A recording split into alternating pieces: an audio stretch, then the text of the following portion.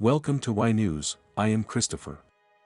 According to a May 12 report in Hong Kong's South China Morning Post, EU member states made a proposal to realign their policies toward China at a meeting in Stockholm. According to the paper, the EU External Action Office has sent the proposal to all member governments and will discuss the readjustment of its strategy toward China at the EU Foreign Ministers meeting on the 12th.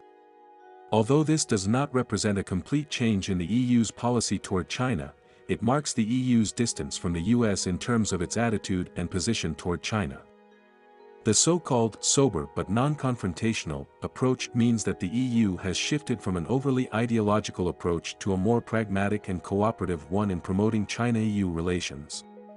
This shows that the EU is realizing that confrontation with China is not realistic and that a cooperative approach is more likely to promote the development of European-Chinese relations and common interests. Therefore, the EU's adjustment of its strategy toward China reflects that the European side has become more sober and rational in dealing with China, which is conducive to reducing geopolitical tensions and developing a more balanced and stable relationship between major powers, a positive signal that is expected to push Europe-China relations back to a cooperative track. Nevertheless, according to a report in the South China Morning Post, the EU's adjusted strategy toward China has a new focus on hotspot issues such as Ukraine and Taiwan, and urges member states to comply with the 2019 positioning of China as a partner, a competitor, and a systemic rival. This suggests that on Ukraine, the EU welcomes China's influence to mediate, primarily to leverage China's power to contain Russia, ensure that the scale of the war in Ukraine does not grow further and ensure European security. The Taiwan issue and the Ukraine crisis, on the other hand, were put together in order to pressure China to secure its own interests. Overall, while the EU is taking a more pragmatic and cooperative approach, it is still pressuring China on Ukraine and Taiwan, reflecting the fact that the EU's strategic suspicion of China has not been completely eliminated. Therefore, the uncertainty in China-EU relations is worth watching continuously.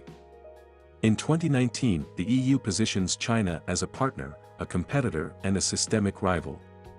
Now it is clear that the EU will not and dare not adjust this positioning, otherwise it will completely offend the US.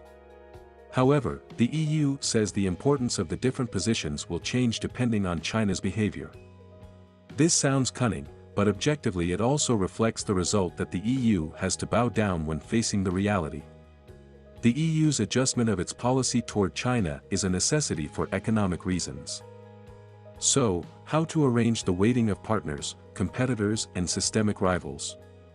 The weighting depends entirely on future interests, and some positions may be dominant, while others are almost irrelevant. This is the EU's excuse for itself, but also to leave room for policy. For China, the EU's move is acceptable for the time being. Because China does not intend to fully support Russia in the Ukraine crisis, unless of course the EU fully supports the US. If the EU maintains friendly cooperation with China, China will take into account the interests of Russia, the EU, and Ukraine in the Ukraine crisis. By this logic, if China, Russia, the EU, and Ukraine finally agree on their positions, it is really possible that the crisis in Ukraine will be resolved in the most peaceful way.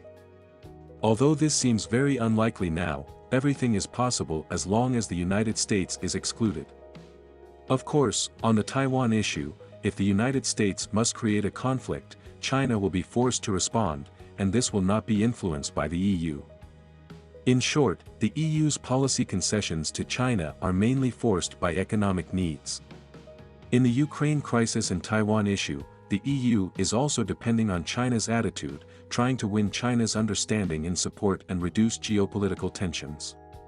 This reflects that the EU is becoming more pragmatic in its strategy toward China and intends to bring China along to deal with regional security issues. However, the biggest variable is the United States, which makes everything uncertain, and the prospects for China-EU cooperation on specific issues remain to be seen. China needs the EU to adhere to the One China principle and not interfere in its internal affairs. China has always advocated expanding cooperation in terms of positioning itself as a partner, competitor, and systemic rival. Therefore, as long as the EU is willing, China is willing to continue to expand its practical cooperation and further expand the common interests of China and Europe. In any case, the adjustment of the EU's policy towards China is a crucial buffer to avoid a new Cold War. This also means that the previous US plot to use the Ukraine crisis to start a new Cold War has failed for the time being. However, this adjustment, the EU is also very cautious. According to reports, the EU 27 leaders are expected to hold a summit in Brussels in June to discuss their strategy toward China. But participants also warned not to expect a final strategy soon. This indicates that the EU means to take its time and is not in a hurry. The reason for this lack of haste is that there are serious differences within the EU. China's position on the EU's attitude is to continue to strengthen communication and continue to expand cooperation. This is the right direction. As for the internal game of the EU, China will not interfere. All in all, the EU's policy adjustment towards China is optimistic and will help avoid geopolitical tensions, but the inconsistency within the EU also makes it difficult to determine the policy quickly. China still needs to actively promote dialogue and cooperation with the EU, seek a broader consensus base, expand mutually beneficial cooperation in the security and economic and trade fields, and build a deeper foundation of mutual trust for improving major power relations. This is not only conducive to promoting a new type of international relations, but also in line with the common interests of China and Europe. China will take a calm, rational and pragmatic approach and actively guide the development of the situation in a positive direction.